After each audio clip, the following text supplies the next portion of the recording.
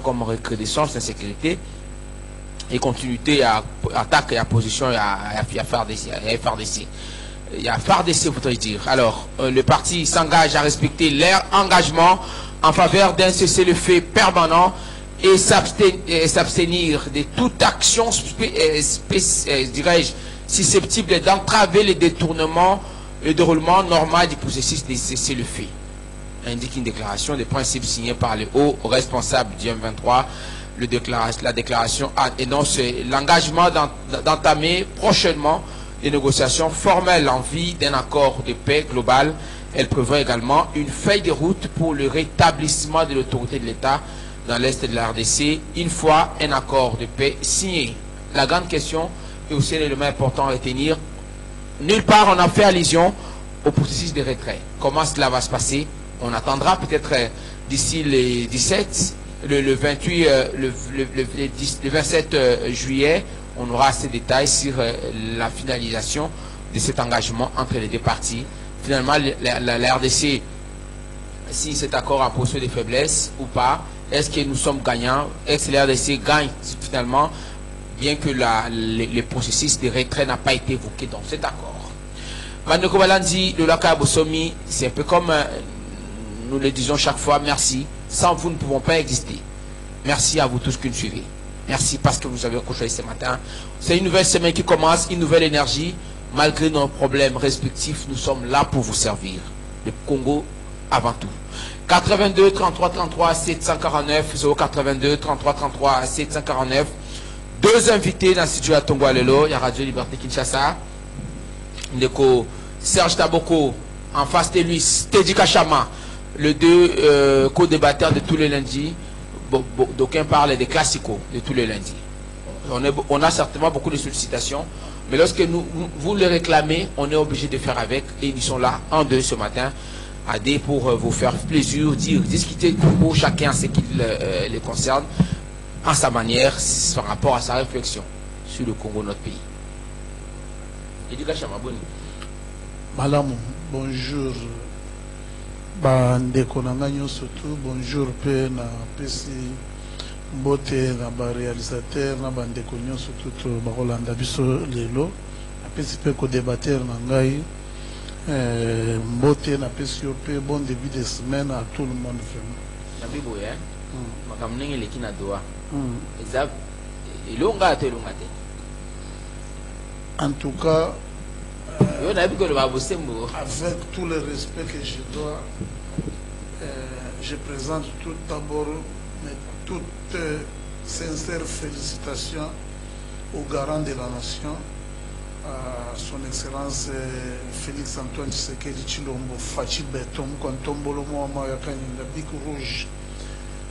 En plus, je présente toutes mes sincères félicitations à l'Aigle de Massis, qui est revenu à Zongaki Awa samedi na butu 22h akimaki butu batu bakende ki po bayamba e pona ko ouais akimaki batu na aéroport kwa saini azongaki pona victoire écrasante au tozina na étape oyo pona ba engagement tozuana.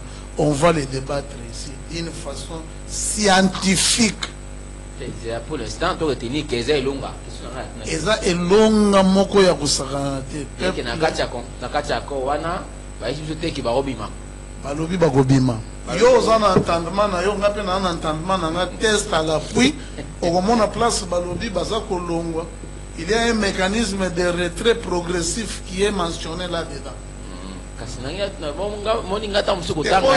Namoni au répétant on se dit 3 fois l'introduction et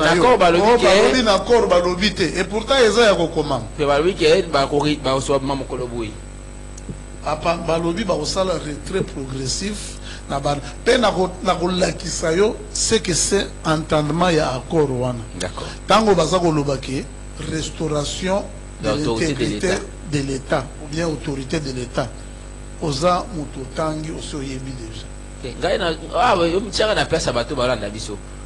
Po ngana na comprendre te accord. Ils ont peut-être essayer une interprétation au bio ça la biso de façon scientifique. Non to ko yoka te ndeko teji. OK. Ndeko de biso baza madame. Deo Bizibu vraiment na pesi na osala conférence de presse de l'eau on a pu éclairer. Il y a des visibles, des CG légitimes et légales. Nakosenga Ndeko Augustin Kabouya. Ndeko Kabouya, ce qu'il a fait hier a blasphémé. À quel côté vidéo il y a Pero Louara na siège na biso pour nous s'attaquer kakana Jacques Chaban.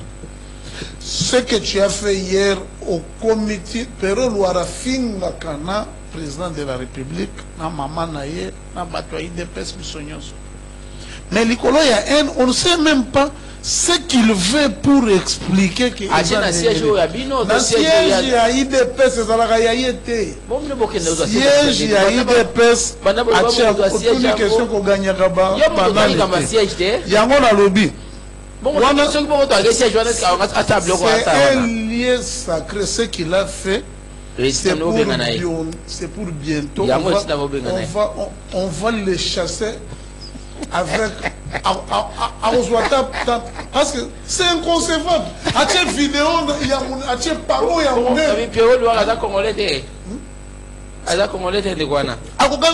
une église na ba mama o bayaka kosambela kuna ta ya baba wana akoka que nous pouvons mettre place mususu na bato pe perdre kota comme kotambola na bango na pe perdre à Joseph Kabila babi ya za complice babi bongo babi o makamenge le kaka ko ma président ya ebaki solo ngo et tout ça on va pas lobby pendant concentrer na corps toza passer babi yo di teze la tete ko obi nga na nga mingi est-ce que oki ke babi ko seka buya ayi makambo yo nga ko za président de la République o isaki bakaka nga bato yo ki makambo ngote.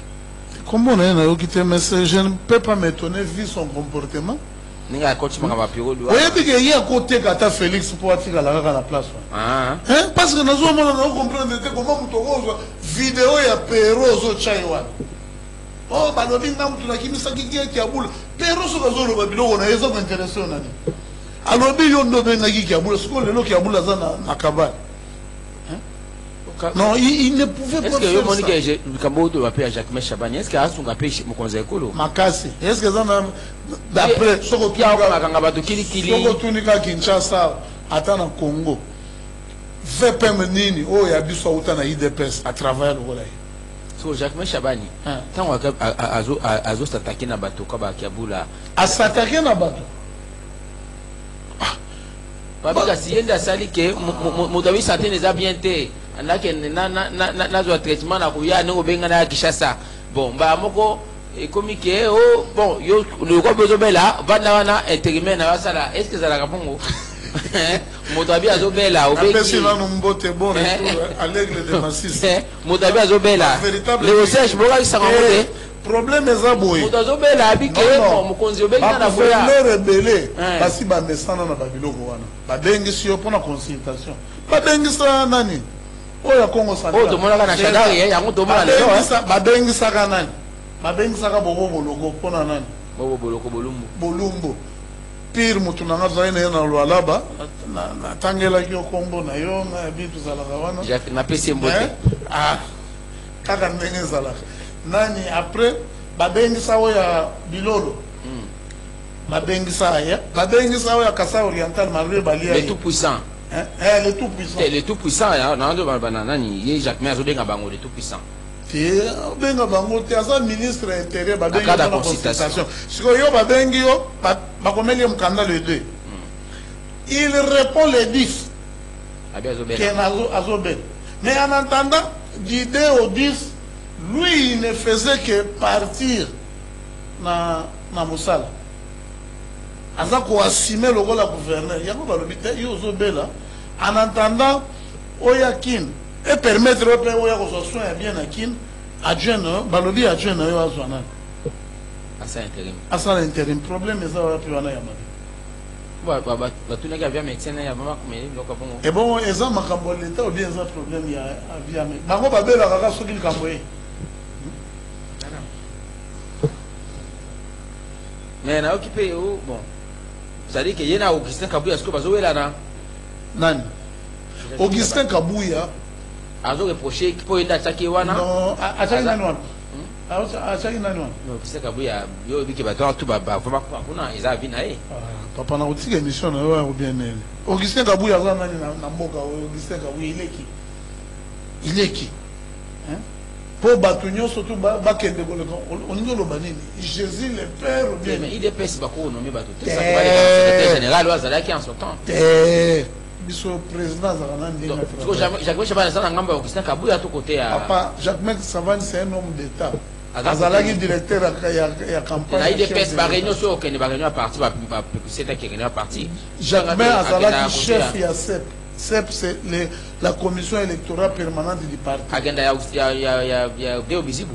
Non, non, dans minute lui il ne peut pas entrer dans ma parti politique parce que le parti politique est dans un chef. Ok, merci pour la révélation. Pasteur Serge. Merci. Boni pasteur. Et ça va, ça va, ça va. Le relais, le retour est géré à partir de la centrale. Navi Boye, pasteur Serge Taboko. Boni. Oui, que na kolela o le kawana. Le côté du Kachama. Il vous dit en toute sincérité. Na lela qui vendredi, na leli samedi. Les passés si j'allais là. Na leli ta on a kina matanga ya Jires. O bando gangela kombo awa. Ibn Kaima. À peine quelques militants. Je suis allé le vendredi. Je constatais. Le samedi, la salut marche à pied. Je suis passé devant siège. En pleine cérémonie, il y a obsèque, dire la cérémonie, il y a levé. Il y a corps, surtout qu'on a un petit côté qui n'a pas exposé corps. Je ne sais pas si. Qu'est-ce que tu veux dire par là? Non, je vais comprendre une chose. Maintenant, il s'est démarqué ici. Oui, pour qui mais est-ce que les militants sont mobilisés tout le temps? Est-ce que pour encourager Bato Moussou qui va dire pour la partie, par exemple, il a décidé, je ne vis à peine qui vide, alors que la cérémonie est en cours. Mais peut-être que a Boutou, parce que je suis passé la nuit, il y a vendredi, vers 20h, oui. Et puis samedi le matin, vers 11h, dans l'équipe on a un siège. Alors que je me suis dit, mais qu'est-ce qui s'est passé? Cette faible mobilisation, cette faible participation matanga. Na luku pasteur Serge na luki na moniote. Na ina makolo na temika wana pe ka tout na ota batu na nzela. Na bi mais pour ani pasteur Serge ça sur makele awa alors que bangomoko ba pesi valer na bangote. Qu'est-ce qui s'est passé? C'est trop dire ma propos na bon. Merci d'abord pour. C'est là constat na ça. Na PCP avez merci. Na ba na bandoka na question na lelo. Biso a permettre tout le monde aller sur mon compte. Na nazala yi wana. Pesi ko bater mote na bande ko so bakolanda biso. Surtout bandeko bazo mona passe président Eli. Il y a parti oriental. Mukambeko le chef de l'État. Président Eli. Président de la République. La PCM Mbote. Ndeko Félix P na PCM Mbote nzamba longola. Ah merci non longo itilombo. Alongola mutema ya libanga, apese mutema ya moto eba ke tosa ba pèlerin.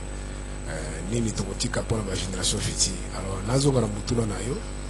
Et na constat dans pour hein. Limbisa ndeko. Tango zoloba vendredi tozaki na réunion à bureau politique soko le na 20h on a fini la réunion presque à 22h tozaki na likolo la chaise dans likolo c'est qui est vrai ba jeune bazaki na siona tango pe tokiti parce que veille moto esekaki salema wana et il y avait des dispositions zomaki qui tokoma déjà na cinquantenaire on a ba 8h. Alors moi j'ai traîné quelques temps parce que la condition de Melaki Nango depuis Tongo na forme nazala qui sont na baki qui na ba condition embouteillage na la na kenda ko na Tongo na zonga est possible mais je crois vers 23h na longo ki wana to la kina de ko les gateda yepe mwasi azalaki a pêcher bana batika ki na ko mukema ko moko to kendaki alors esali ki na Tongo na zimu tuka avec nos embouteillages. Malheureusement, Koko Tangana Zokota la cinquantenaire, déjà cérémonie aussi là. Et on avait aussi une émission, le président Pesaki Bisso, il a fallu organiser qui manifestation, dialogue ou pas dialogue pour la Makambo. Désolé, il y avait des différents partis. Est-ce que vous pensez que c'était normal? Je vous en prie, je termine. Différents Le jour même, il y a enterrement de Kolabino. Non, ça c'est le constat que j'ai établi. Mais je termine. De la même manière où je pose la question à Tédika Chama. Tous les cadres Bazala qui ne pas tous les cadres, mais la majorité, nous avons qui n'a président. On a levé l'accord et tout ça. C'est quand on a expliqué. Surtout, nous permettre d'expliquer. Expliquer pourquoi il y a raison à l'absence il y a un militant. Il y a absence. Il y a expliqué. On peut sa conclusion. Donc, président a fait ça qui biso a tinda qui biso toi. Ça qui m'a bé. Côté dans ça m'a bé. Ce qui a activité monsieur parler les ala qui mettre biso toi le bama quand c'est sensible si vous les gars aussi au lobby après tu quand on a 6 ça compris non considérer pe biso tende ko rabozo tout na zo kanisa zo sala ni non rabozo lo bande ko ba ke batu bazo landa ti ke za ba sensible mais ko pende ko sala conclusion na ça c'est pas bien permettre ngai na silisa question on a sens aux autres parce que quitter moi je suis désolé mais bozoro baba to bazala tendengeni permettre ngana expliquer na noyo donc ban ezala na tant aussi si 22 ce que tout na bato ba militaire bazala qui tout la majorité des cadres bazala qui na réunion tout kiti après ba 22h tout zala qui wana moi je te dis pour mon cas ça go bi ki 20h ça c'est normal mais à partir de 22h vous allez que ba 22h on mona na zaki wana donc quitter là-bas vers 23h on est là za ko confirmer et les autres sont restés là-bas alors il était question que baninga eza président moko azalaki na butu ti azalaki pe na tongo na nini na kasi ba image ezali azalaki pe na nini na cinquantenaire biso to atindaki biso na CGA quoi to kenda ko représenter na manifestation ezalaki bande ko mukeba batebele be bazaki wana ba différents partis opposition même ya pouvoir il y avait un débat ba jeune parlement ezalaki wana alors ngai Alain Gate dans maître Moussa to kenda ko accompagner CGA il nous a dit dans le plus lui n'avait pas l'état singa kenda tina cimetière na Gombe et il était tina cimetière. Et une autre dimension peut-être aux autres que parce que nous n'avons pas voulu que Babylone quoi na tebi ndenge salema ki ndenge salema ka mobule bima. Alors on va vraiment conscientiser surtout ndeko na biso aso kipaka na Genèse Bajoko azwa ba disposition pour na ko éviter ba débordement quoi ko salema obi ke ba jeune bazala ki wana pour na ba désordre. Merci. Et za la tango à partir déjà ya morgue et tolinga ki makanisi zala ki ba pesa ba jeune bazwa ngwa tshana ma pécateur tout tshana mbala moko na corbia pour éviter ba débordement. Malheureusement ezalaki difficile pour na ko contenir le quoi ba jeune ba rachaki ko ba ina ngona ma pécati ngana zaki sima na bango ti to ina chaise à partir de wana ezalaki ba 11 tango tobimi na ina tena koro ya kitina na chaise après président baluki mopanzi ya stade Koto de ba jeune ba sous corps ba katisi na ngombo et créé déjà embouteillage ba to atonda capitaine zo makambo sus mais moi je te dis que c'est ce qui a été fait les bango ba kei biso to continue à parler na ni tout ça là ce qui peut-être aux autres cas ezala que fou tam sunde tout ça ba marche peut-être c'est votre droit mais néanmoins fou ça marche c'était fou ya matanga ke ba ezala peine cinquantenaire talaka ba conditions ezala ka no voulait pas que to que ça ba des autres de ça parce que ce qui ça bon disait qui nombre va participer c'est qui est vrai na ezala ba jeune tebi ba jeune ba tempérament ba zaki na ngo maîtriser bango te oyo ngaki pesa le makuna ezala libanda inalela ka nengo la kapi po mo nengo la ngapi na ndeko likambo wana kozwa ngo na ndenge na te papa na o ba père de moi na bango panda. Mais attendez, vous voulez que je dise autre chose que ce que je vis parce que yo zo mo ndre to zo ko na légèreté on a monde na zoloba. Bon, c'est votre droit mais néanmoins Bakiti etikali vide. C'est ce que j'ai constaté. Nabilo qui devait na RNI. Pasteur. Attends, un cinquantenaire, horizon funèbre, moi j'étais là. Pasteur Serge Taboko. J'ai dit que attentement, dans cela qui n'est pas honoré de quoi on a confié un siège à partir, je me disais que je vais coller là et si des sièges Konigana. Il y a des gens qui dansaient là-bas, na kuti batubazobina. Bon, tu peux avoir raison, je ne suis pas là pour engager. Siège etikali vide. Je me suis arrêté là, na luki pasteur Serge Taboko na moni été. Pas mon mot na confiance. Là, tu as raison. Moi, je suis arrivé là-bas à 11h. Nazo bima, au compte na cinquantenaire. Voilà. Donc, et ça, tu vas monter ma passi. Et notre information peut coordonner. Dans les lits, deux fois, n'est pas Azali. Dans les lits, n'a pas quoi vendredi, dans les lits, n'a pas samedi. Mais prochainement, essayez de savoir que, en plein triomphal, chacun peut en faire son interprétation. Il n'y a pas de problème. Prochainement, ce que le même samedi, il y avait aussi un day. oyo lokola exécutif na biso ya Tchango ndeko Pai azalaki kuna CGP akendaki kuna parce qu'il y avait un autre day ya coordinateur.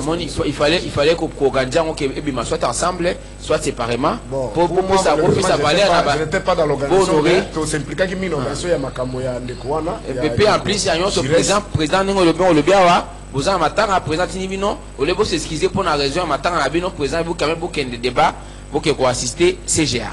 Moi, pour moi, je considère qu'il y a des commandants à bolder madame Mouté.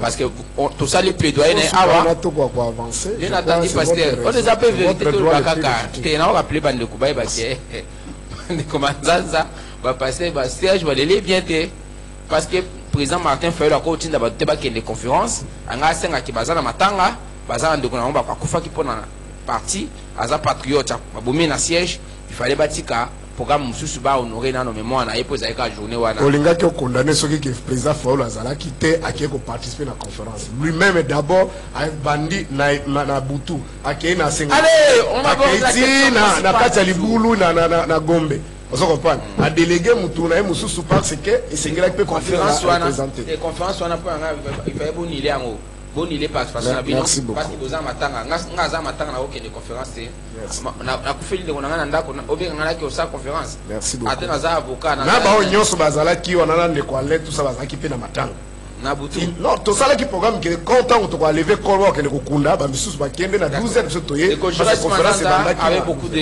de respect pour la famille. Je partage cette douleur avec vous et la famille, la famille de M. Joël Mazanza qui est décédé dans des conditions atroces. Il est parti pour le parti décidé.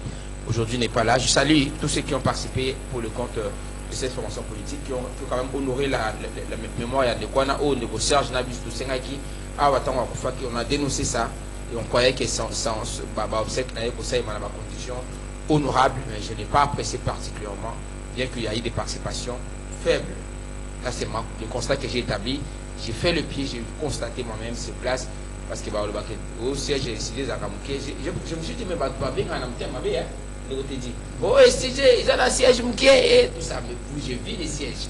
Pour une première, j'ai été visiter ces sièges depuis dans enseignement.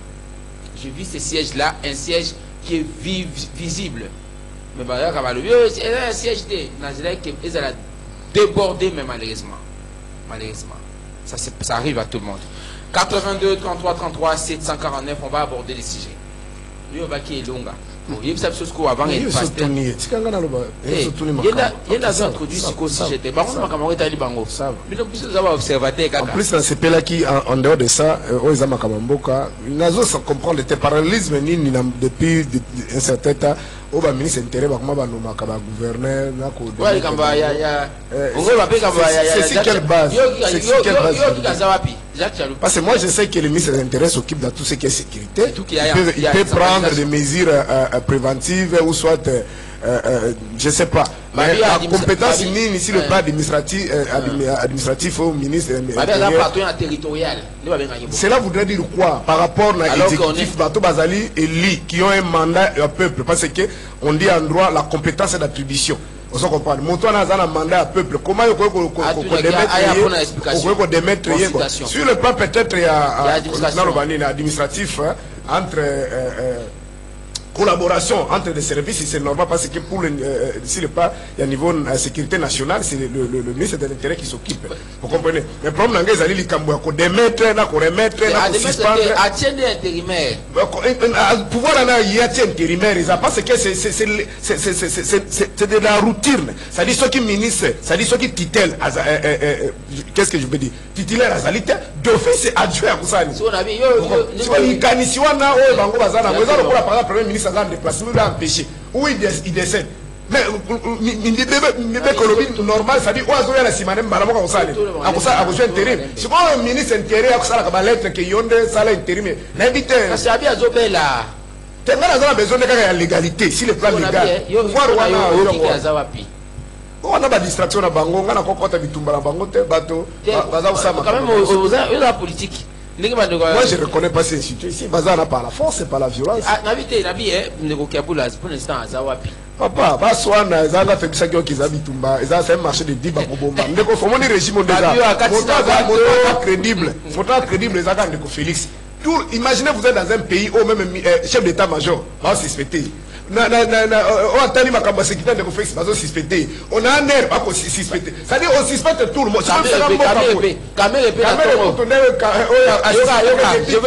Je souris à Dana. Quand je suis arrivé ce matin, j'ai souri avec moi. Babi, avec mon Félix Nabima. Caméra, Babi Abima qui a voyagé. Tout le monde. Non, ça c'est. Écoutez, c'est un débat entre policiers ce matin. Babi Bango, Félix qui a bon sa vie Nabiso. Potoko, Basi Mingi. Surtout, on a comme la 700. On a voté un policier ce matin. Ah bien, arrivé à oui, oui, à voter le Basi. Ah, ben, on a vu ce victime au bazar Bacan. Civil va voter sur base pour monter Félix et Grand Service Macambo. Allez, Bango, Bananga, Nabanani, Barolo Gandiani, Naba Caméra, tout au moment où on va suspecter que possible et disait ce matin. Voilà, militant, la police. Il dit, il veut quand même, alors il voyage, mon corps, et ça souhaité. Mon temps, Manambo, Félix. C'est un débat que j'ai suivi et je l'ai contextualisé en disant, par rapport à négociation, le bagage, avant qu'il m'a envoyé Gabon. Alobi na kamere na bananga nanga na atatike da limbisi soka ya batokolia ye peuple le moka kolia ye akozonga te atat kamere ninga zawana akobima pete babi bongo babi zo kutoza kande kwa Kabila te bongo Janet tazaki ne tata moi si ya Kabila. Non, c'est ça l'explication. Mais non, nous disons cela en souriant. Mais c'est quand même intéressant. Policier formé Pasteur Serge Taboko, j'aimerais quand même que vous puissiez en dire un mot. C'est-à-dire que le fait que tout le monde est soupçonné aujourd'hui, ça traduit l'existence d'une crise, oui ou non. Et dès lors que Bandeko, pour la Bandeko, il y a IDPS, il n'y a aucune crise. Mais il y a une vive tension qui ne dit pas son nom. Tout le monde est suspecté aujourd'hui. Nous suivons les réseaux sociaux. Bon, bien qu'il y ait les réseaux sociaux. Pour la Bandeko, il y a IDPS. Ata bazu kumbati barebe bakomi ka aéroport ata batike boka aéroport njiri batike biso kaka boulevard oyo bakomi soka ke crise zate bako kolanda bango te le na kati bazana imaginer situation to na ngole no so zaki Kabila to mutu musu to bemba to fayola zaki président république tu dépêche bavandi batoume mboka ndenge zabo babike mboka zana ngo normal crise zate on se comprend ba oto to kana tango Kabila bazo abike Kabila président mboka za malamu te mboka za ko bemba soki bazu ko bako sala bazo benga fondation à l'état problème na bango ezali pour na bango pouvoir ça tourne na bango ça dit au manteau kita bakutika yango te loko bango za na ngoya ça dit ils sont incultés ils n'ont pas la culture démocratique ils pensent pas que les pays nous appartiennent tous et que les autres agitation qui doit bana ça traduit une crise profonde ça peut exploser ma passe ngezali comment la légèreté ya bango de bazo gérer mboka ça dit ko s'éclater lelo loko basi bazumbongo belebele bako kena bango alors j'aimerais pas que on aborder la situation moko to ko gérer j'aimerais pas qu'on aborde crise profonde par exemple ma question parce que ngezali nini Kagame akotaki na Museveni na 96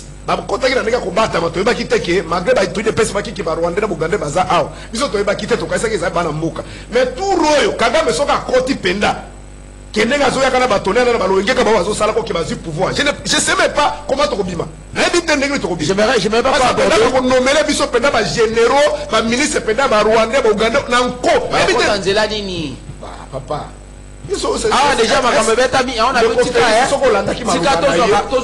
si on pas négocier biso tout kufa na pendant campagne ngana ndoro bana ngabi ko lana makamba de ko fixité regardez mes lèvres akokima akolala te tout ça ngana bango na ligne rouge tant que je serai président de la République les autres ça ko lana de ko féliciter makambo ya tika expliquer biso sikoyo ndenge makambo ko salema ndenge ba obima déjà goma yoko réagir les mots par rapport à makambo donc crise profonde je peux pas aborder en gros ce qui est très dangereux ezali que au moins une situation ndenge ezali boy parce que au moins eloko moko bato bakipaka te mobutu bande ko ba on analyse de ça oui on analyse au moins mobutu c'est ça dit quand on de conférence à sali akoka kozala na capacité ya ko o mobutu ande ko et exorciser ah voilà comment parce que na idée na bango bongaki Félix ya akuta na armée ba bébé ba inane na la police ba service de sécurité akuti bano mikyo ya babota mi sika yemo ko bandi ko former bango nzo ko kuti ce qu'on appelle la continuité de l'état de la chose publique mobutu tant bazo tourna yeme mutu wana zo nommé wana oyebi te azali soki muluba mutu soki ya IDPS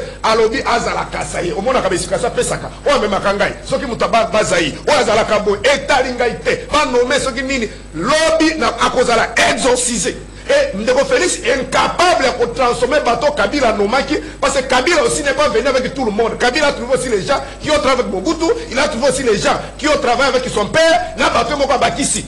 N'a pas fait les autres. Mais Kabila a capable, il y a exorcisé bateau là, mais souvent personne même au Congo, mais Félix est pas tout bacassisme. Il faut soit ban amitié une année, mais à la conférence de Bango, alors crise profonde, et ça parmi ce qui a été dit, j'ai suivi l'analyse de nos confrères de la RFI ce matin, l'obé comme la crise profonde, la même crise profonde, où il ne faut pas aborder question maintenant et qu'on a entre le 27 et le 28. D'ici le 28 au plus tard, pour la signature finale, il y a accord entre RDC parce que là, crise profonde, on va y revenir pour comprendre. Mais on peut crise profonde dans le Bela. Les mêmes démarches, c'est quoi le Bela, même comme répète, le Bela, crise profonde, tout comprendre le contenu à crise profonde au le Bela, et Zanini. Il y a un peu de questions dans Teddy Kachama.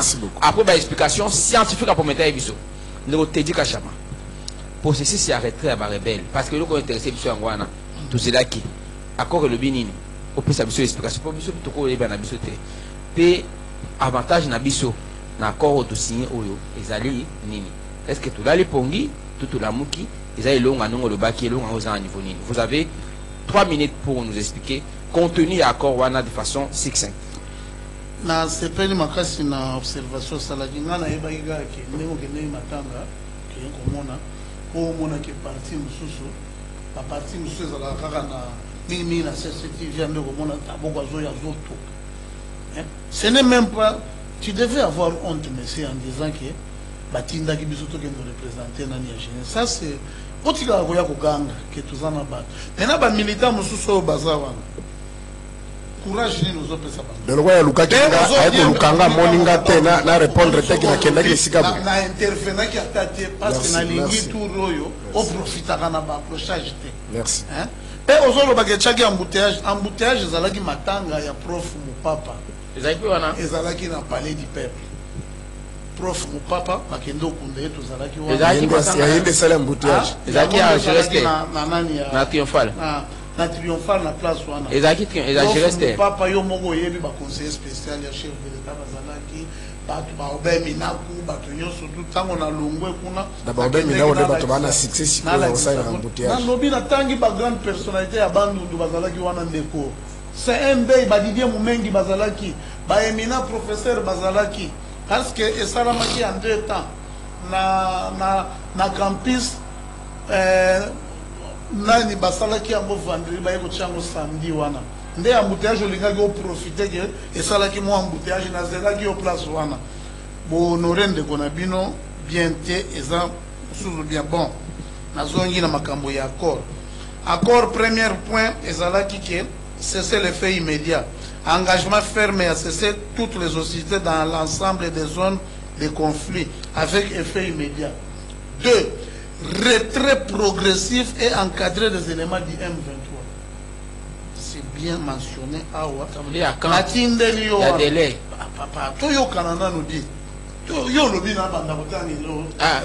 Pardon. Après, les M23 s'engagent à un retrait graduel de ces troupes des zones actuellement occupées sous la supervision des observateurs internationaux. 3. Intégration politique. Une voie de réintégration est offerte à certains cadres du M23 dans les institutions politiques sous conditions définies par un comité mixte. 4.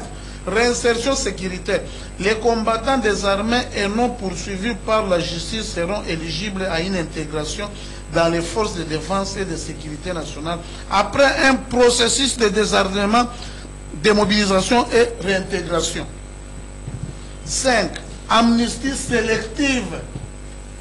Les 2 parties conviennent de l'application d'une amnistie conditionnelle aux membres du M23 n'ayant pas commis des crimes graves selon les conventions internationales. 6. Suspension des poursuites judiciaires. Le gouvernement congolais suspend temporairement les mandats d'arrêt en cours contre certains membres du M23 afin de favoriser un climat de confiance et de faciliter les négociations en cours. Alors, j'aimerais que vous réussissiez sur ce point principalement. Vous avez promis ici que Naka Nanga, ceux qui balobi qui bat tika poursuite contre yé yo kolongwa des pes au lobby n'attend.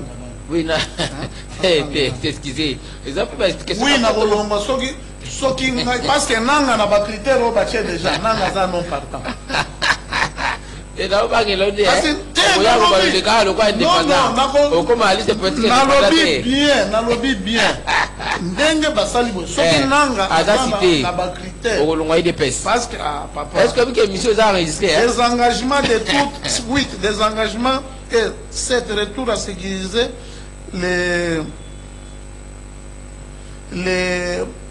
sécuriser les déplacés. Un mécanisme sera mis en place pour assurer le retour volontaire et sécuriser les populations déplacées et réfugiées. 8. Des engagements de toutes les alliances extérieures.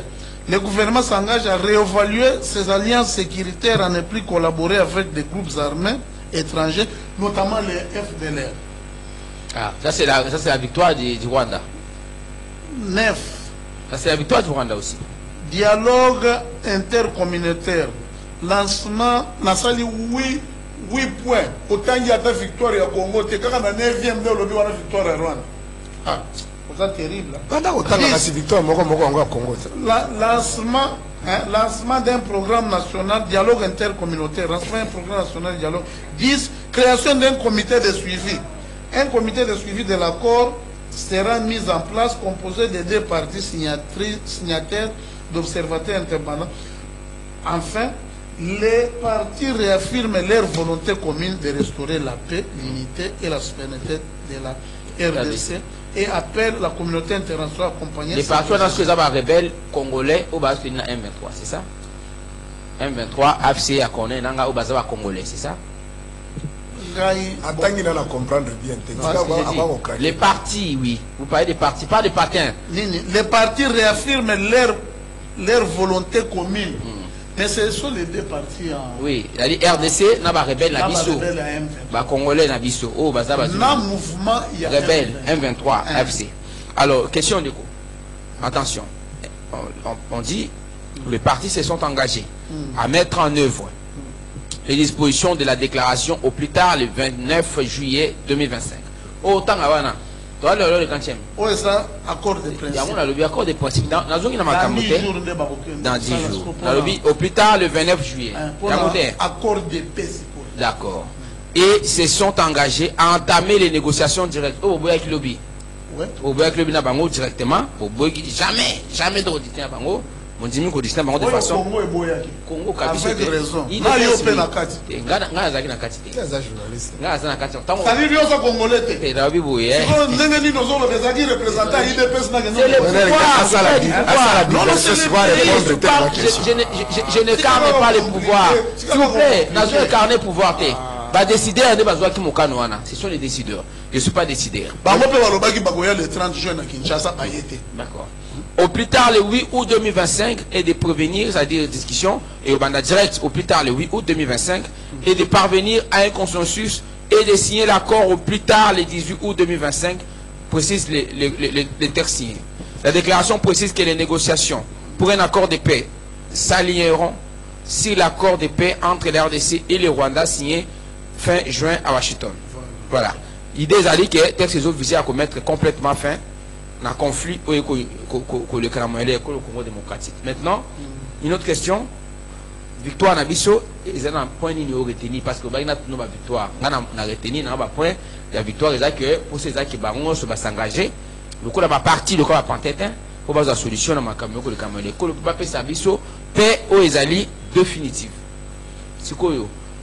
Et là, on a une RDC à perdre dans ma Cameroun, où on s'otangiwana.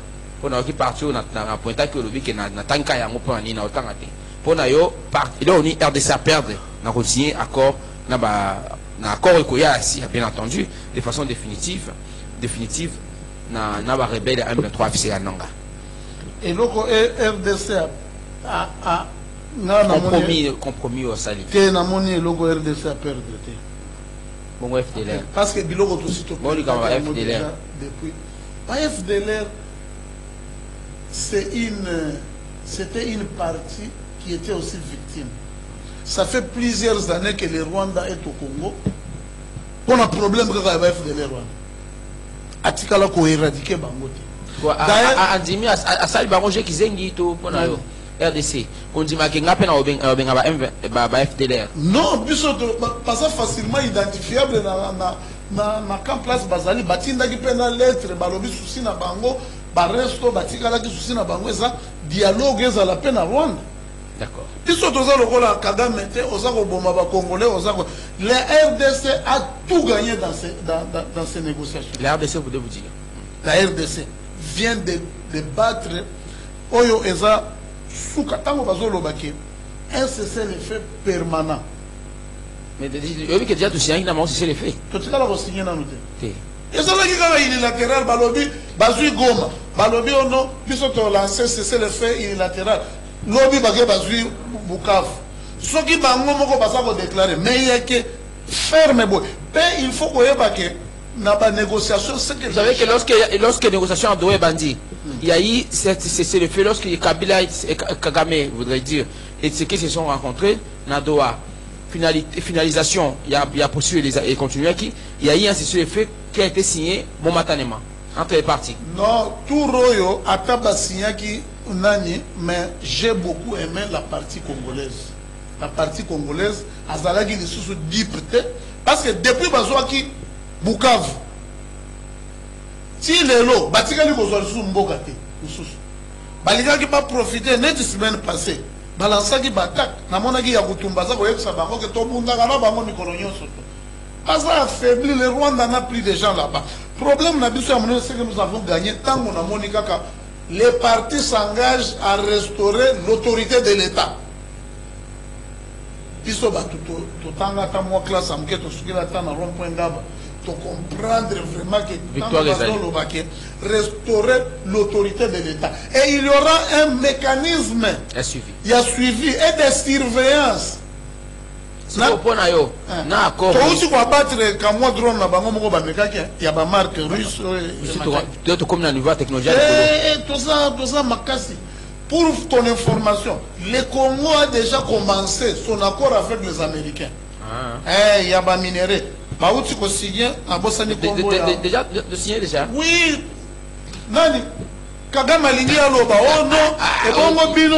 Ozoga. Et bongo bino. C'est là. Pardon. Lukana no pardon. C'est là. Lukana no. Nazo yebi sa ok. Kagame alobi o nene nini Congo abandi bulosa. Kagame da aloba. Bulosa alobeli bango alobi papa. Congo azana ba minéraux na ye. Azo signer to ocho signer pour la mine ya Mutoshi. Mutoshi wana za kota katanga. Cobalt, un consortium américain dirigé par Gregory Roberts. Ex-agent de la CIA et Pini Bram, Baouti a signé les 18. On a mis la mouton chez la Katanga. Avant signature à accord il y a samedi.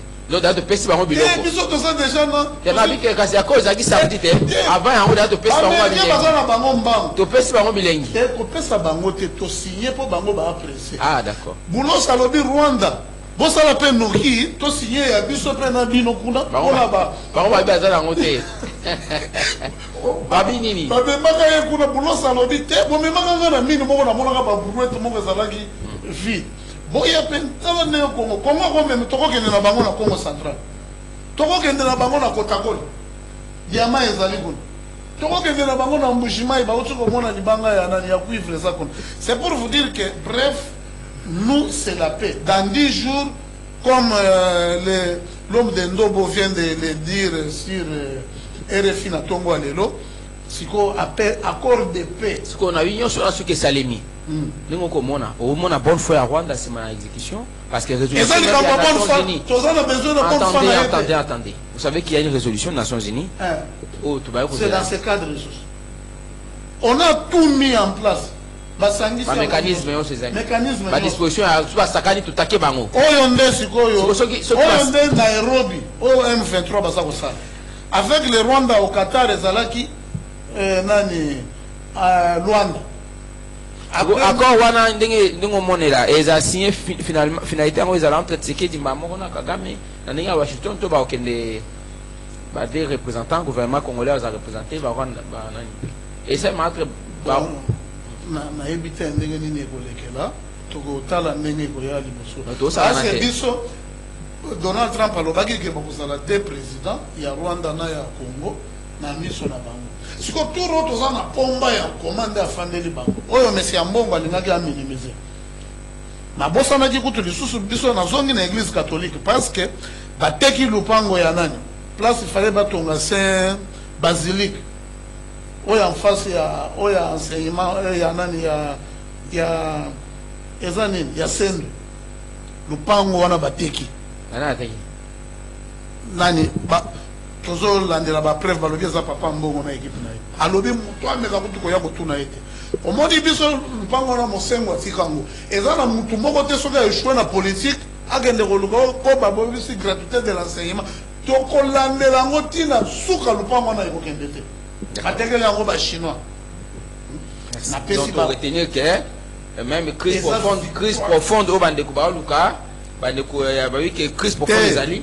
Attention, là-bas aussi il y a une crise profonde. Par répondre même expression, il y a discussion, il y a crise profonde. Na pire mutunanga ya SID. Benga kingai lobby na tongo moyena tan ko mona ya habite di omoni que tango Martin Fayulu alongwe kana maboko ya ba sango nde a déjouer ba makambo nyonso ata ya ba coup d'état nyonso zomona. Les tango zaki ya solo hein? Zaki ya solo. Tango epenge na pesi mbota zolo bake on ne pouvait pas accepter ou bien tout ndima ke na bona ka mutu style mutu ya la muka za la compliqué le rôle Carole Kamisa les aka partir c'est tabo mais bango nyonso baza un peu modéré na éviter on a un problème privé ou bien nene ça donc comprendre ah ça nzambe yako kosa kwa kosa ye na oye bate oya okomona soki kaka Fayulu akomi ata ke au ministre ou bien premier ministre aza capable même à démissionner place talama le niveau ya mutu matanga ezali ye akimi akei o batinda kibiso soki to bengi ma feske ma fatinda ki a se persinga tamkete donc crise profonde des athées au ba lobela mais crise profonde ba lobela awa o ba avec ba lobela yango ba rebelle ba lobeli ke ba rebelle te neti ba crise wana biso to yebi neni to rosola tana na maf na maf nangate mais que bon, ça va déjà qu'on a dit. Non, tout le bio il y a besoin intercommunautaire. Balobi peke au moment ba amnesty na ba crime selon la loi congolaise. Parce que la loi congolaise est boy que mutu akozwa manduki contre mboka na. Nanga nano as de la question na ye wona que Félix il faut combien de morts pour on dit mato dialoguer. Mutu ande ngona to dialoguer na ye. Bon, le bac à bon, le bien, on ça va tout ça na bango le monde est direct. Serge Taboko, Délice c'est ça, on bango bazan à droite et à discussion directe. Et Serge Taboko à droite, Serge Taboko à Simani. Discussion directe. Bobo discussion directe na bango. Na bananga na Serge Taboko, non Serge Taboko. Serge Taboko to solo na bango. Nanenga mafa discussion sur médiation à Senko. C'est Senko te. Nani va vont voir un coup. Pasteur Serge. Olani non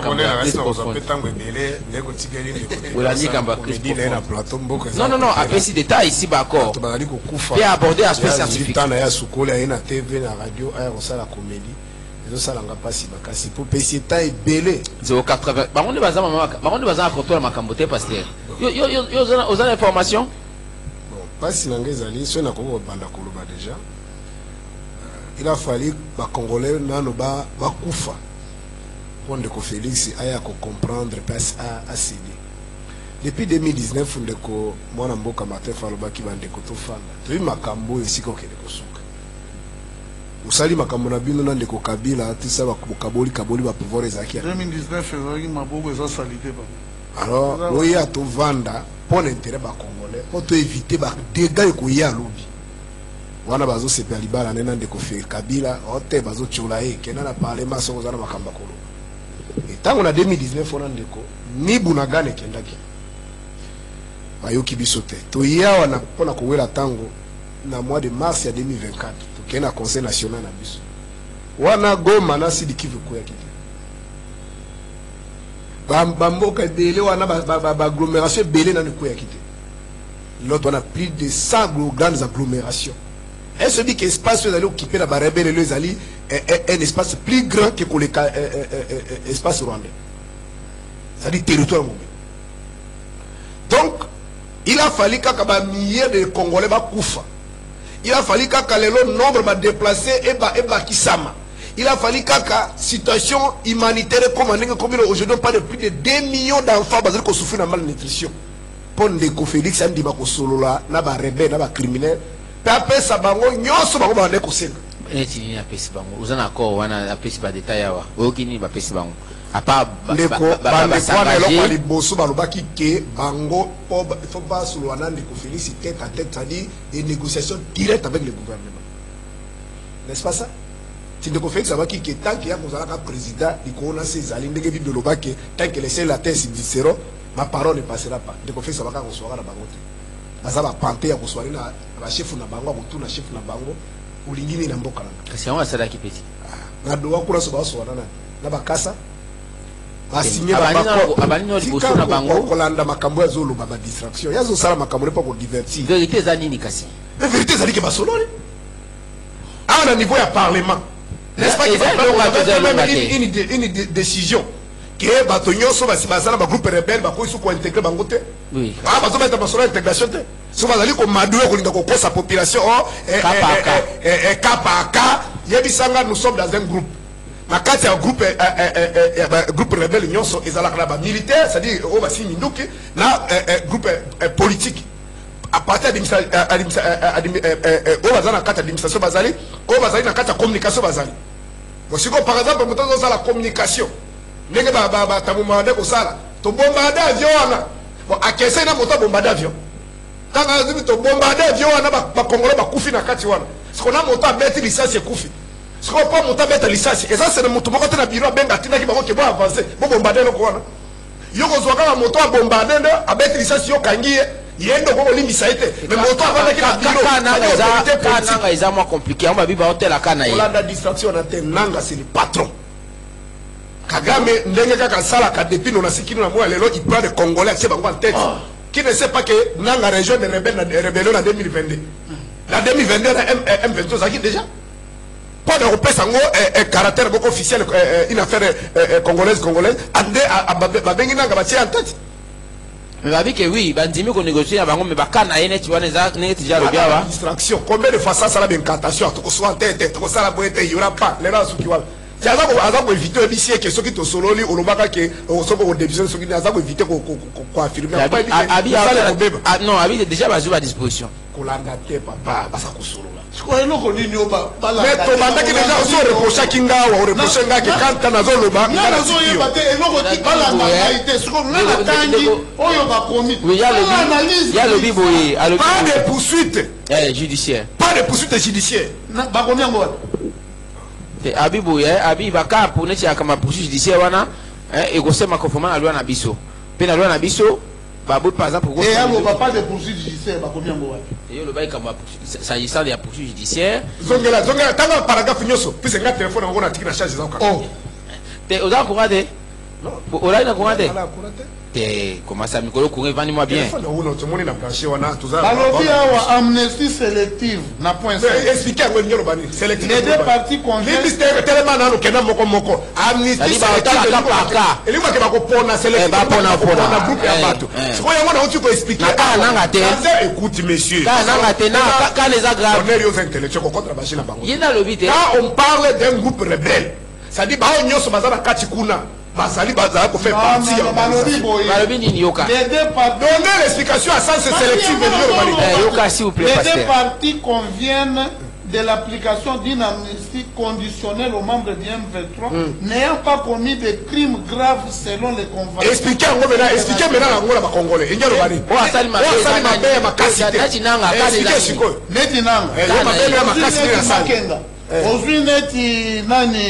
Différencier bango na basali mabe ya makasi. Yango zolo. Expliquer ba Congolais. Na batu lokola ozwi nanga.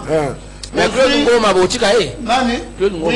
Willy Ngoma a participé. Biamungu général soki Biamungu ya kimaka na nani. Concrètement basalini. ils ont mené des troupes bango de baza en tête. Même bakanga qui pour nani. Ba changer de banani ndebo okotsa bango basoda kaka. Ba mususu, tolobi débat scientifique azoko kate. Au moins tu as parlé, laissez-moi d'avancer. Laissez-moi d'avancer. Au profil sélectif, on leader tout va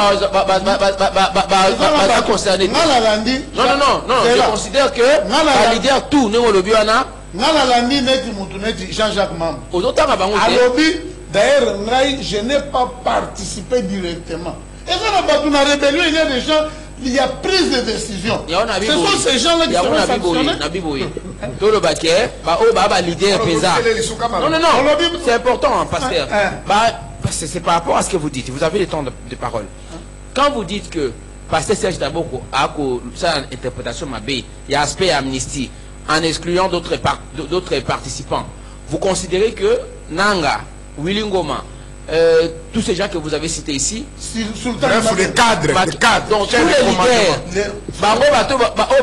va donner d'ordre Kunama, représentant à Bango, Baron Dimake, non, il faut faire nous endormir, Bakon Dimake, non, Bakon Dimake, conclusion, accord et Salemi, et ils ne sont pas bénéficiaires de cet aspect principalement. Mais qui seront maintenant des bénéficiaires? Problème est aboué.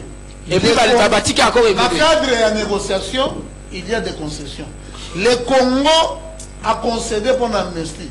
Mais Batcheki est à la sélective. Oui, on a lobby. Autrement, communauté internationale. Débat scientifique. Non, sur le plan rationnel, la réflexion rationnelle. La communauté internationale peut éteindre le lobby. Bako juger tout ça. La loi, il y a Mboka. Et pourtant, chez nous, on a interdit. Ça, c'est un autre. Oui, c'est ce que j'ai dit. C'est ce que j'ai dit. Vous voyez sur le plan rationnel, réflexion pasteur Serge, un anga qui n'est pas amnistié, un anga dont ses propriétés ne sont pas ne lui sont pas restituées, un anga où objet il y a avis, il y a mandat d'arrêt ils ont couru exécution d'office, un Willingo et tous ces gens là ils vont et qui sont donneurs d'ordre pour un simple figurant représentant, c'est eux qui reçoivent, ils exécutent ce que Nanga et les autres leur disent. Ils vont accepter que va signer un accord wana, Badima se retirer pour recevoir. Pas signer parce que le Rwanda est obligé, le M23 sans l'armée rwandaise, c'est une coquille vide. Bako signer avec toute quiétude. Ça vient après Nanga. Pardon? Intégration, il y a des cours dans quatre institutions politiques. Est-ce que vous avez des bisanga et l'on bananga bapel.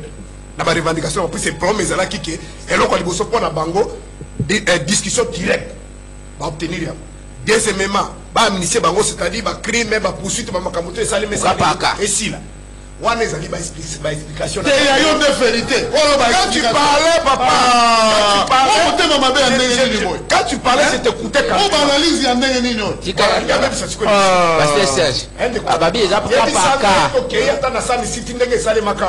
groupe RCD, groupe Babemba, tout ça, chef de commandement parce que on va qu'il na kosola kuna ezade kasi erreur ya mwana ba c'est quoi ça ya batemeli bango ba bisi moi je suis kaga na sima bango bango ne ba sa pesi bango nanga e 3 ans yo ni ba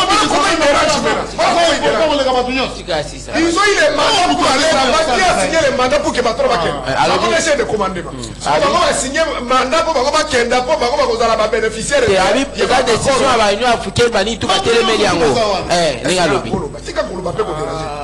plateau non siro beta masoba Union africaine awa Kagame aussi ko bisote ke kopia ndeko Félix na Kabila salema ka Union africaine ayebaki yango batangi bakomi ba président yoko zo Union africaine de lokone vidéo bazali wana bakolo ba Bible c'est le cas par cas dans le kuta et ça quand on a déjà réaction à bateau M23 OK on est balobité balobité sa communication tika diversion. On a dit déjà la contradiction telle puisque il y a dans l'ingala qui se yoka dans le degré de diversion. Azo ils sont congolais que la constitution sera respectée. À mon avis ça kizengi.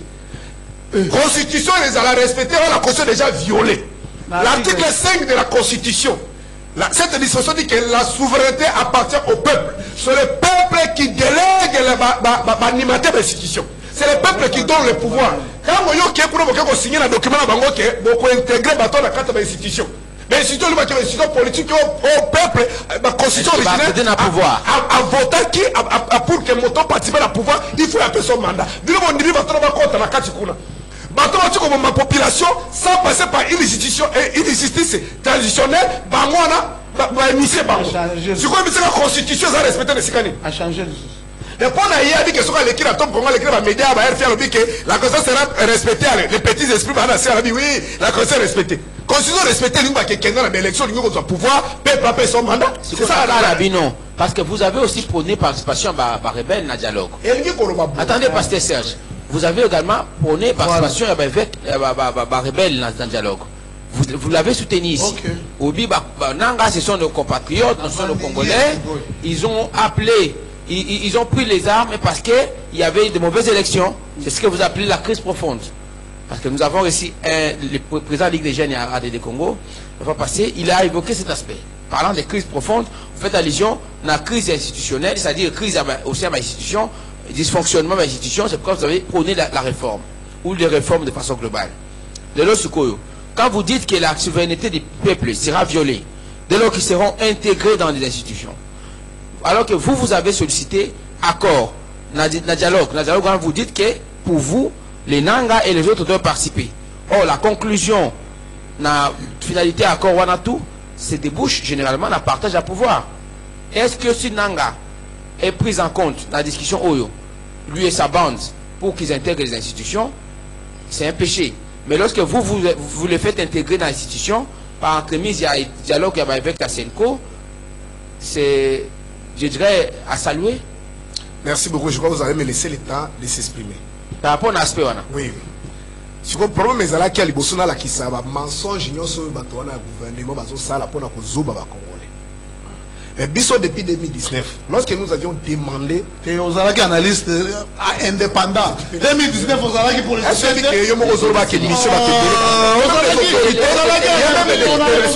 de la police,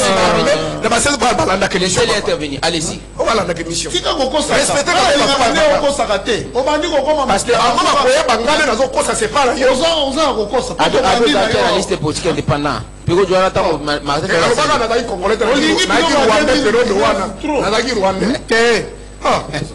donc parce que Martin Fayulu a proposé à qui Pérou Douana pas que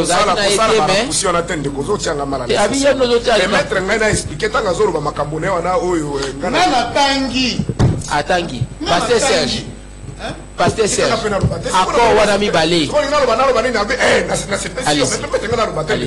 Donc, biso déjà depuis 2019, tout singa qui est tombé ici comme beaucoup, et l'incolobaki, ça c'est 2019,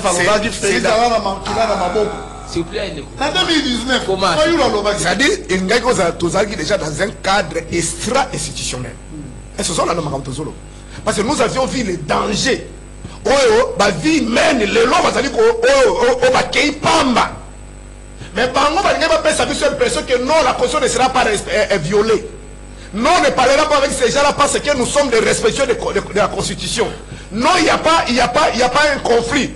Non, il n'y a pas une crise. Mais nous savons la personne qui manipule ces gens-là. Nous allons juste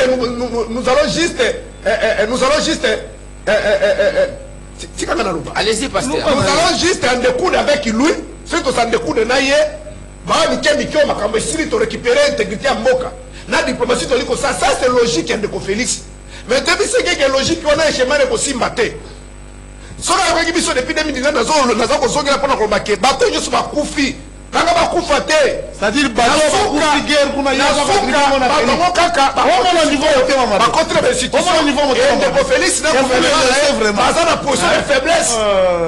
que problème c'est même mécanisme exécution il y a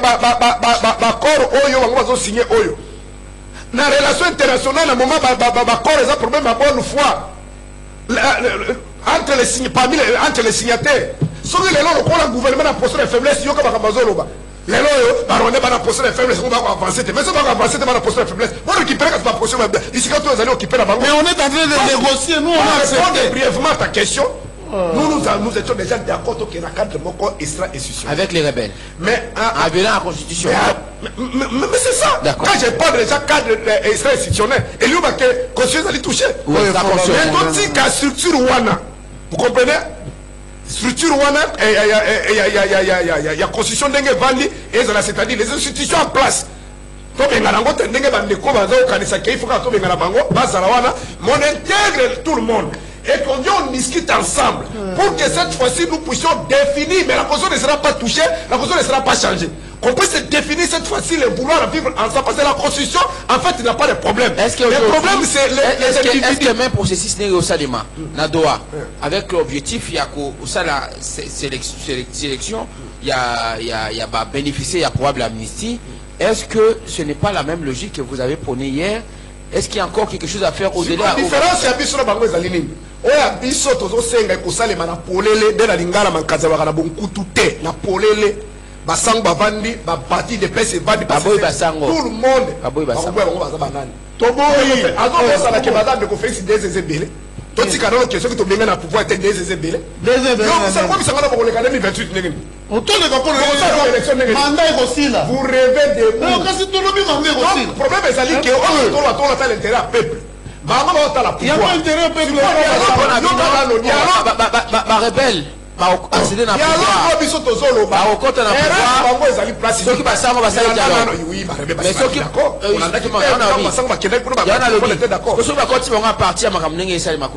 place où on est garanti bangote parce que faiblesse n'a pas besoin faiblesse de conférence n'a pas stratégie sur et ils pensent que si on parvient à déstabiliser Kagame, ceux qui sont restés sur le plan interne, c'est un petit truc. Maintenant, ceux qui sont sur le plan interne, ce sont des pions que Kagame, Museveni ou tout autre chef de l'État, il y a un niveau sous-région, après qu'on a utilisé Bango. On ne comprend pas le problème, c'est que ça. Mais par contre, c'est limité que ceux qui ont et Sili. Oh, ceux qui vont salir à l'interne. Ils sont en train de soupçonner Kabila. Mais ils peuvent aujourd'hui négocier avec les cadres. Prenons l'hypothèse que tous ceux qui disent là, c'est Kabila qui est derrière.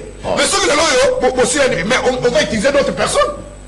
Il y a peut-être la Katanga. Mais c'est pour cela. Il y a peut-être la Kisangala. On n'a pas une armée rodée capable de sécuriser le territoire. Victoire, il y a un gouvernement. Victoire, ils pensent que les Américains sont capotés les sous-soirs. Attends, Kagame a moins qu'on respecte en gros. Les commandos américains vont quitter les armes, les obi, ça c'est en train de rêver debout. Au qui devant Kamalobi, intérêt déjà Makambo Bandi, économie déjà signé accord. Il y a ça la comédie, papa. Makambo ça là-bas, tu vas couper. On se comprend.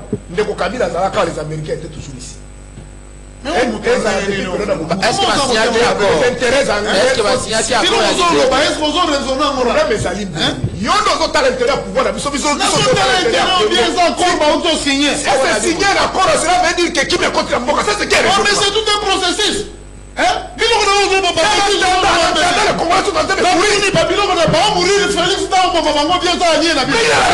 C'est lui qui devait sécuriser le Congolais. Il est en train de le faire parce qu'il a un combat même.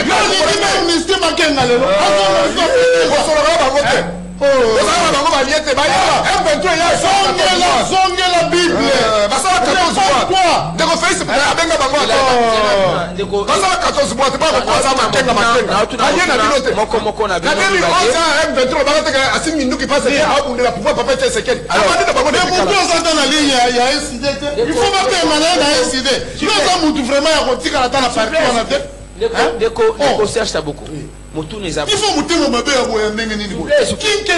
S'il vous plaît,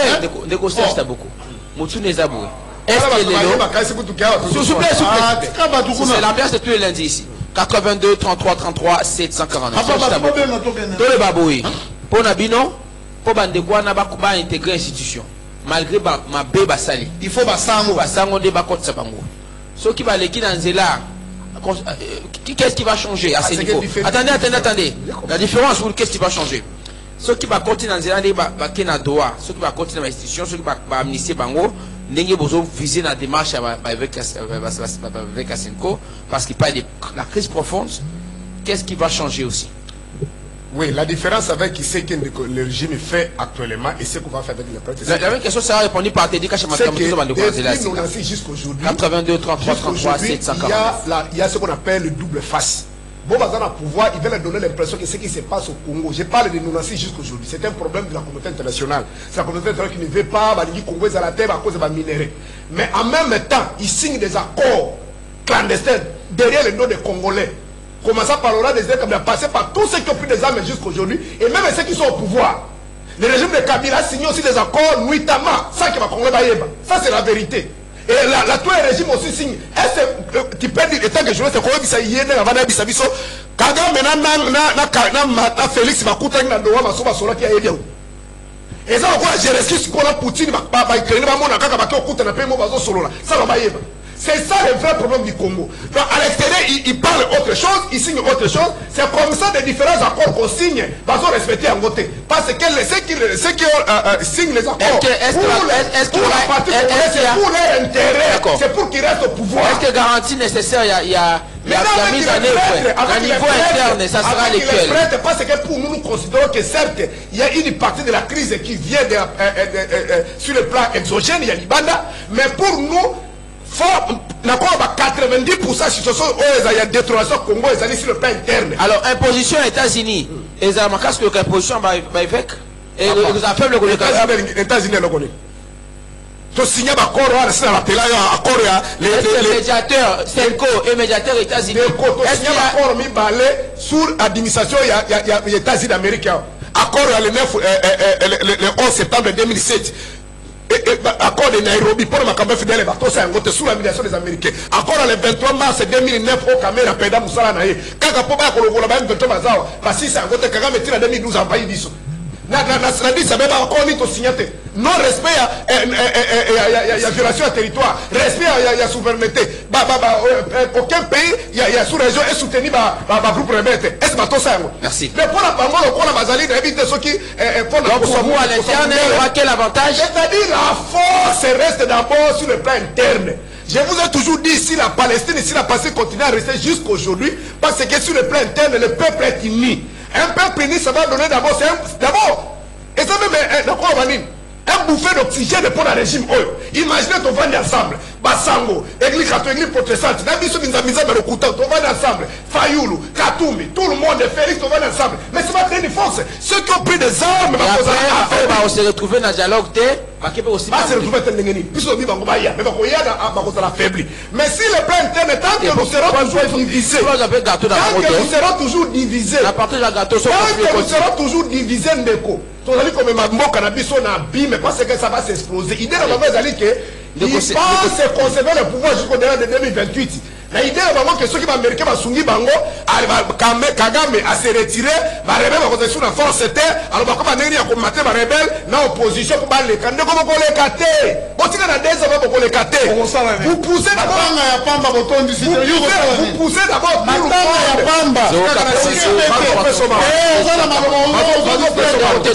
Ils sont en train de pousser tous les Congolais, même ceux qui ont pris des armes. Voilà.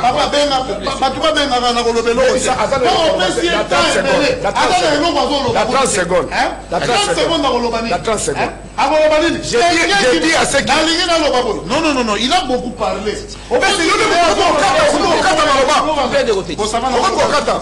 Alors, 30 secondes.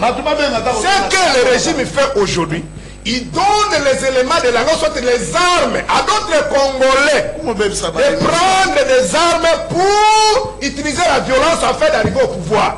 Parce que lui, on va les gens qui ne peuvent pas se passer des Kabila dans Sala. Sont aussi minos qui mettent au Soanayo. Mais ce qu'on a dans les aux annonceurs, je suis pas dans Baboy. L'Oban a eu occupé au thé. Alors, ils sont en train de faciliter. On va pas les prennent des armes. 82, 33, 740. Au lieu de voir l'intérêt général.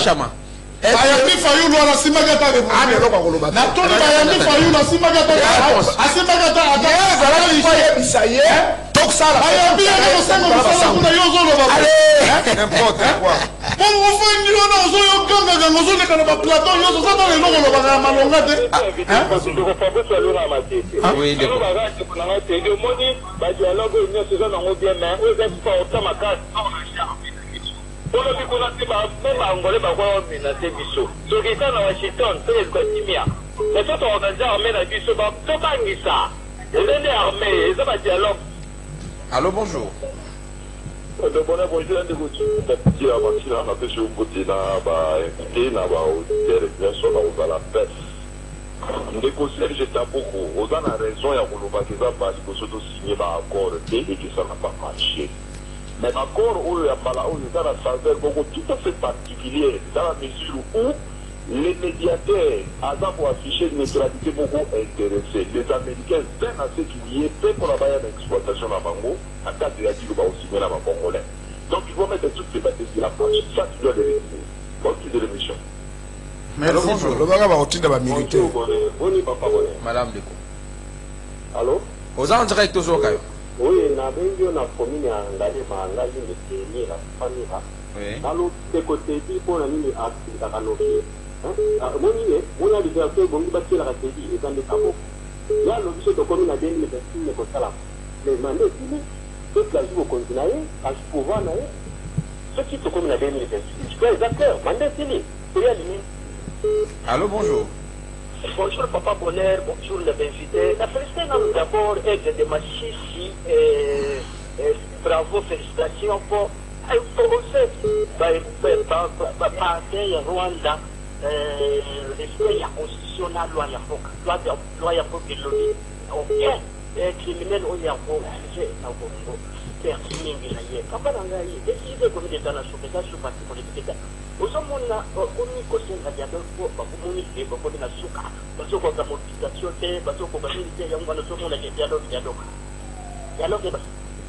allô, bonjour.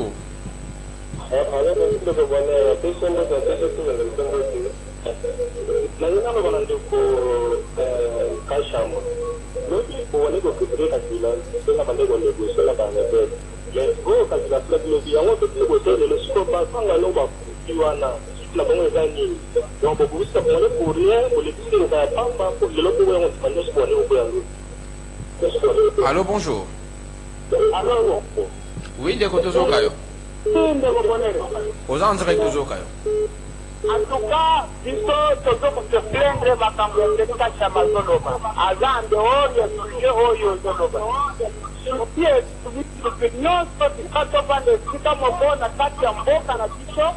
l'opinion responsabilité de ma mais Terika Chama a voté la terre. Et dit que ma loboyo, le macao, la carte de plateau, la yo, que tu as comme ça, la carte de base, la bangon d'Enge, Zadi. Bato, tout mon état, bangon, mon vote, ils sont non, tout le monde a match, et puis, la Toulouana, Merci beaucoup, papa, pour l'intervention. Allô? Allô? Bonjour. Allô? La commune en Suède, la logique de Diga Chamaïm a mobilisé la Siaque de Bobundana, la répète le Puna. La distanciation a ajouté la bouche de Camboga et à Parlement de Bouddha, la pote à Allô, bonjour. Patrick Nagombe. En tout cas, la Nina Tuna Ndeko Kasama, Nia Tuna Eke FDLR. Bazana Kwenini, na place Nini, Oyo, gouvernement black et non, Bazana place d'elle, oh, ils ont accepté que notre zone c'est la ville au Rwanda. La Rwanda. Est-ce que Bazana nous place Nini? De deux. Bandekonanga, Chikoyo, armée ougandaise, jusqu'à présent, aux autres, c'est l'autre de mon côté. Allô, bonjour. Oui. Bonjour, Ndeko Bonheur. Ma petite invité, Ndeko Père, la communication. Oui. Ndeko Oyedi, moto oyo soka na lolemo, yete bakavu ya makila. Tule oba ndeko na biso bazana ona ese, yango biso tozana ngoti. Mais koyoka bandeko nanga pouvoir marque bazomemela mboka ekomi lokola lisalo moto akobela liso bino bazomemela bino aspirine eske kobikisa liso yango tozoluka boye koloba ete bandeko kasama totika bango te ndenge bazana baza perdi bakokondima bindimandima so totiki bango na mboka na biso tokoperdre yango. Merci beaucoup. Merci Léo Curtis. Allô, bonjour. Bonjour, je suis David Apatangalema. Je me prie d'abord, pourquoi il y a qui loin? Parce que loin des actes d'arrêt direct. Alors, ben, balini rouge, à tabac comme une oya, pour à les autres, comme une oya. C'est à comme confier, n'a pas respecté la constitution, nani. C'est-à-dire, à pour réviser tout est. À quoi on négocie des départs, c'est car. Avec eux, on négocie des départs. Allô, bonjour. Oui, bonjour. Allô, bonjour. Bonjour. Il est en direct, papa, toujours au cas. Je suis désolé. Aux en direct, papa. Oh là là. Allô, bonjour. Allô. 82 33 33 749. Radio Liberté Kinshasa Magazine, rendez-vous auditaire. Deuxième partie. Allô. Oui, allô, bonjour. Bonjour, papa. Oui, Zalina et Semoya Kokota vraiment les locaux bien même qui est dans la moi pas sur la Kokota. Alors, sorti au Kutuko Sungangai, ils ont fait la gaï, les Ponangai, serviteurs aussi comme moi, qui en follow. À moi, il faut traiter la bamon d'Ira, je peux le faire. Maintenant, je vais mon tour au Sungangai. Décision, il y a un tempo, là, États-Unis. Décision, il faut écouter. Si vous avez un banane, il va vous poser un monopole.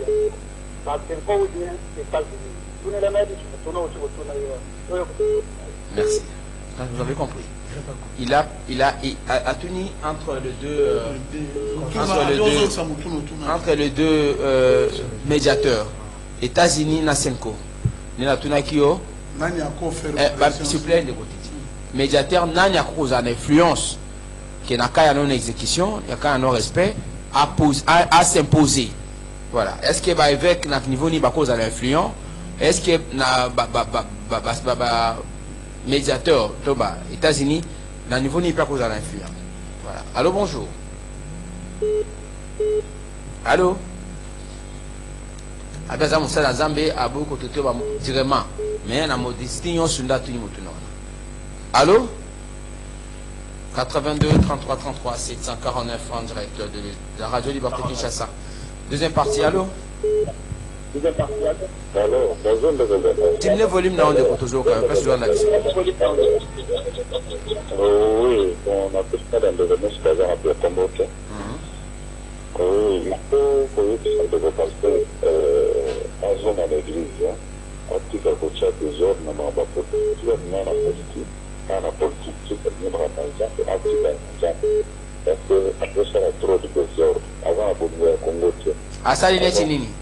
Asali ni. Aza manipulé. La Benoît Congo. Vous en Benoît Congo. S'il vous plaît, pasteur. Notez les points qui choquent. Allô, bonjour. Allô. Allô, bonjour. Un problème d'interférence. Allô. Allô. Oh là là, je suis désolé. Allô? Allô, bonjour. Bonjour, de quoi? Toujours quand même.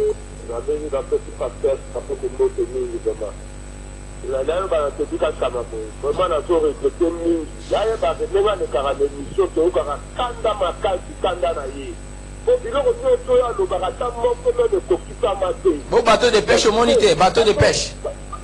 Ah, on s'en va, le cas, bateau de pêche à quoi ça me fait. Alors, ben, c'est que tu as $10, c'est que, avec un peu de dossier, ma soeur, tu as là, et là,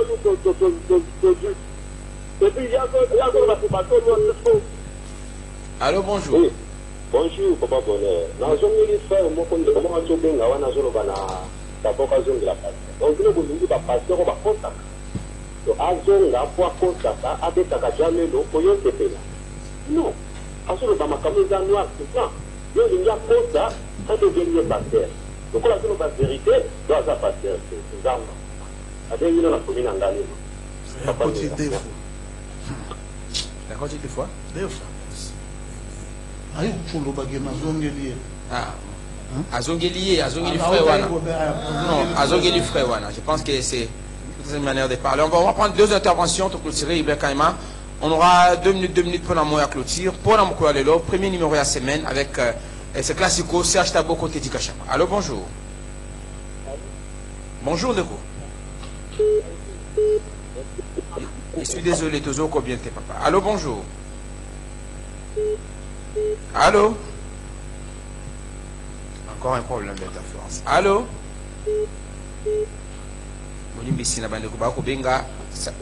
Très saturé. On ne sait pas. Allô. Allô, oui, allô. Bonjour, vous êtes en direct toujours. Bonjour. Bonjour. Bonjour, la ligne, la commune, la ligne, voilà. Lingua toujours cabinet. La réalité pour l'intervention, papa, Oazo, parce que c'est regrettable, vraiment, ils ont Congolais sous la ligne Bokate. Mais c'est comme si, avec tendancieux au pouvoir, voilà, parenthèse. Mais ma félicité, pasteur, n'est le Oazo le bas. Congo, pour que les Libosso et c'est une unité entre nous, les Congolais. C'est pas le M23, il y a des Tangana, ils ont torturé Mboka, il y a des Américains, ils ont intérêt, il y a des gens qui ont Mboka. L'attention est que le pays n'a pas et comment on la faille, on dit un peu de l'issue mais comment on a minéré. Mais les points est très important dans le monde. Il faut avoir l'unité dans notre pays et puis l'armée et l'efficace. Merci beaucoup de Copona Makanis. Allez, on termine avec cette intervention. Allô. Allô. Bonjour Ndeko. Mimosa toujours au cabinet. Parce que la Boko est d'accord, la Bango d'Asanaka, il y a beaucoup de stabilité, il y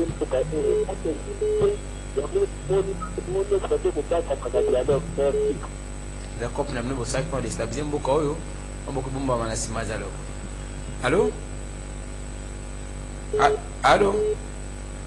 Allez, on est obligé de nous arrêter là. Toutes nos excuses à vous tous qui avez tenté d'accéder ou qui continuent à appeler. On ne saura pas vous avoir tous aujourd'hui parce que nous courons derrière le temps. Bolivie, si vous continuer Kobenga, et ben nous sommes en direct beaucoup la dabiso ou beaucoup capé ko contacter les habitants de Mkolyon sur bande ko bundaka pour bakota. Alors, eh bien on a fini. Tedika Chama. Oui, non. Bande ko na bia yoka ko kanda na ibisino ko kanda okanda te. Non. Il a des propos mal déplacés. Il a abordé en haut de la invité dans candidaté, chacun vient donner son avis. Bateau de pêche, et comment il est? Il y a la bombe, tu bien. Donc vous faites bien. Vous faites bien. Mais les lots n'ont ce qu'il peut faire. Il y a Koyoka, Moutozomi Benga qui Moussali Nanzambe, Kobibisa Batrope. Félix Azela qui m'a micro. Félix Azela qui m'a Bakoufa. Oya Kondi m'a renégocié. Pisoto Efsa qui est en 2019. Il a oublié qu'en 2019, ne Oyo Batanda qui logo na Papa Fayol. Monsieur, toi tu dois quitter les cités. Kenda attendre ensemble ou bien aucun parti il y a Franck Diongo parce que tu ne reflètes même pas bon moto okolimbisanga hein ozoya ko non balobaki il a fallu ko bomisa bato kuna pona nini na Équateur bato bakufite quand quelqu'un se rebelle contre le pays yo ozozwa likolo ya likunya na yo na ki politicien ya muke wana. On ne vit pas comme ça dans la vie. La politique, la politique est dynamique. Ce qui est comique, non. Il faut compromis. C'est comme ça est-ce qu'il a eu tort de vous rappeler que vous avez dit non? Oui, Tolobaki non par rapport parce que Bazouaki, lui il a oublié que cette armée Kabila l'avait préparée. Déjà il y a pour ça là. On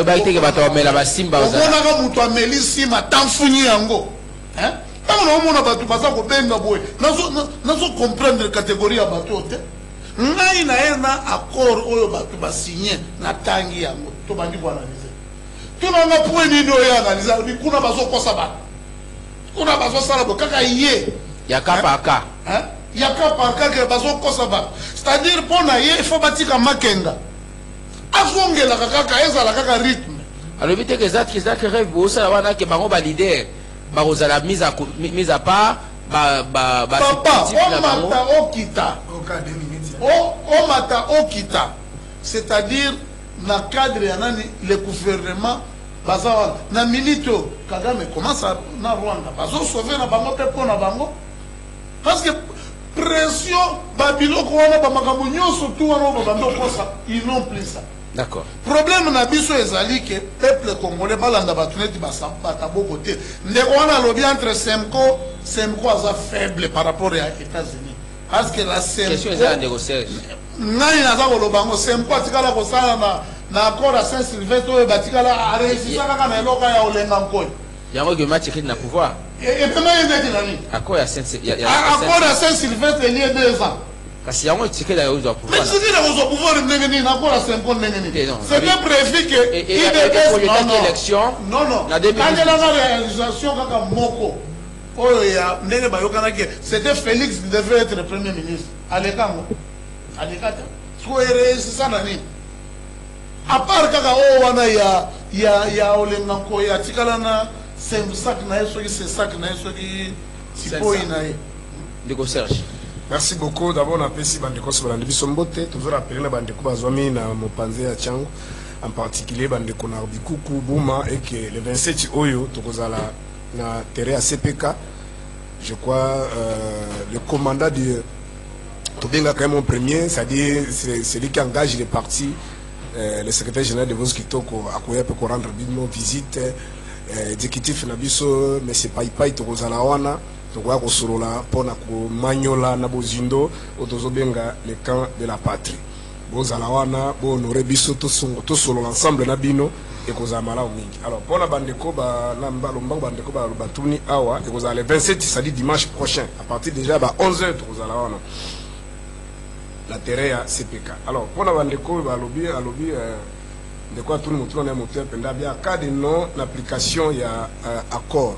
Rapport de force entre Senko et les États-Unis. Si le plan politique, tout le monde sait que les États-Unis c'est une grande puissance. Mais awa tozali, et c'est que tozali intérêt politique, tozali na intérêt économique. Na makambo etali bolingo ya mboka et bolingo ya Congo, basango c'est da Senko bazana bolingo ya Congo koleka ba américain. Ba américain ba otala d'intérêt na bango, prévala puis régime ya Mobutu bazalaki bana na bango bande ko vanda surtout bana Mobutu bande ko vanda na Maison Blanche wana bazo kenda wana bazo kota je crois la famille Clinton ou famille Bush sur na bosanité mais bazo benga na ba régime Mobutu ba américain talaki ba onani on se comprend et tala bango ne lokoni ndenge to kufa ba américain ba éviter ça dit ces gens là c'est leurs intérêts. Ne pensez pas dans le sabakena en Afghanistan batu va solution te bazonga bazana moyenora na Irak tous les autres kana na moyenora ils sont la solution ni ba pisi.